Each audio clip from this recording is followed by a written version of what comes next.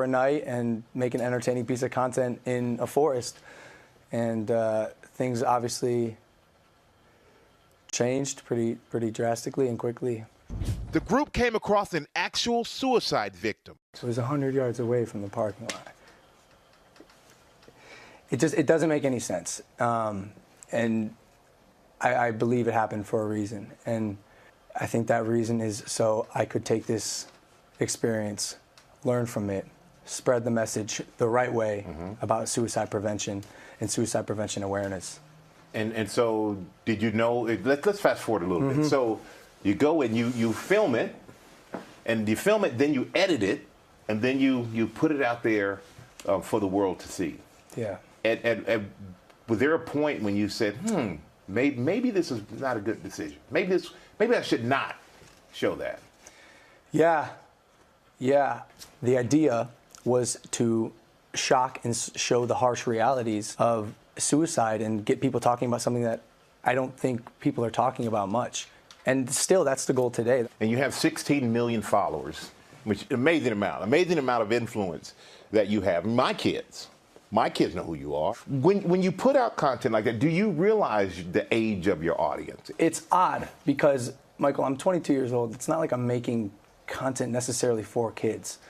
Sometimes I cuss, sometimes I make inappropriate jokes. I want to make jokes that kids my age are going to like. I'm my own demographic. Now, I will say I am much more aware of the impact that my actions have on myself and others. For parents out there, because you're the father of 13-year-old twin girls, it's very hard to know everything that your kids watch. Yeah. And there are a lot of parents. Who are saying, you know what? I heard about Logan Paul. I didn't really know who he was until this happened.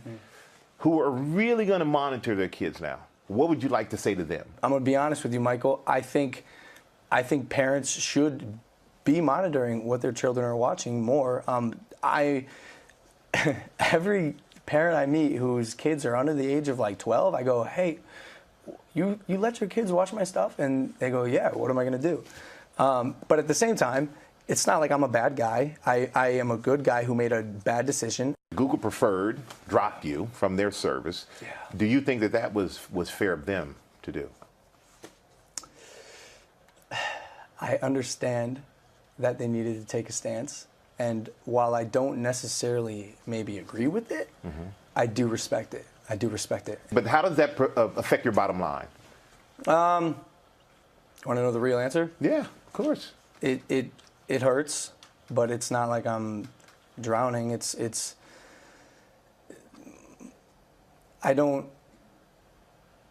I try not to live my life thinking about money, because money doesn't make me happy. Creating and making other people happy makes me happy. Creating content to make people smile and laugh, that's what makes me happy.